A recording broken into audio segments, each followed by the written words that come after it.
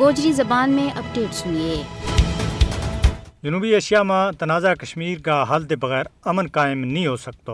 مقبوضہ جموں کشمیر میں ہر دیہڑا کی بنیاد کے اوپر کشمیری عوام کو قتل عام نے مودی کا مقبوضہ کشمیر میں معمول کا حالات کا بیان نہ بے نقاب کر دیتا ہے۔ حریت رہنما محمد یاسین ملک نہ ایک جھوٹا مقدمہ میں عمر قید کی غیر قانونی سزا سنانے دے بعد قابض بھارتی فوجیاں کے ہاتھوں نہتا کشمیریوں کو قتل عام کو سلسلہ اور زیادہ بڑھ گیا ہے۔ فسطائی مودی جو کس طرح دعویٰ کر سکے کہ مقبوضہ کشمیر میں ساروں کچھ اچھا ہو رہی ہے۔ مئی کا مہینہ میں بھارتی فوجیاں نے 32 کشمیری نوجوانوں نہ شہید کیا ہے۔ مودی حکومت ایک طرف غیر ریاستی لوگوں کے ذریعے کشمیریوں کی زمینہ روزگار اور وسائل کے اوپر قبضہ کر رہی ہے تو دوسرے پاس قتل و غارت گری دی کشمیری عوام میں خوف پھیلا رہی ہے۔ کشمیریوں کی آزادی کی آواز نہ بندوق کے ذریعے دبان اور سچ بولنے کی وجہ دے کشمیری صحافیاں نہ بندی خانہ میں بند کیا جا رہی ہے۔ بھارت مقبوضہ کشمیر کی حقیقت نہ دنیا کے سامنے تروڑ مروڑ کے پیش کرنے کی ناکام کوشش کر رہی ہو تاکہ مقبوضہ کشمیر میں ساروں کچھ معمول کے مطابق ہون کا اپنا جھوٹا بیان نہ سچو ثابت کیا جا سکے۔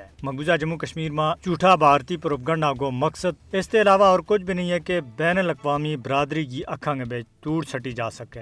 کشمیری عوام پچھلا 75 سالوں کے بھارتی مظالم کو شکار ہے۔ مقبوضہ کشمیر میں بھارتی فوجی استثناء کے نال انسانی حقوق کی بدترین خلاف ورزیاں کو ارتکاب کر رہی ہے۔ مقبوضہ کشمیر میں امن و امان نہ معمول کی زندگی مڑ آن کا بھارتی دعویٰ ظالمانہ ماحول کے علاوہ اور کچھ بھی نہیں ہے، کیونکہ مقبوضہ کشمیر میں حالات بھارتی حکومت کا دعویٰ کے بالکل الٹ ہے۔ مقبوضہ علاقہ میں مودی حکومت کا طاقت کا استعمال کی پالیسی نہ تو کشمیری عوام کی آزادی کی خواہش نہ ختم کر سکے اور نہ ہی بھارت کا کوڑ مقبوضہ کشمیر کا زمینی حقیقت نہ بٹا سکیں۔ کشمیری عوام نہ حق خود ارادیت دیون دے بھارتی انکاری اصل میں پرامن جنوبی ایشیا کی راہ کے سب سے بڑی رکاوٹ ہے۔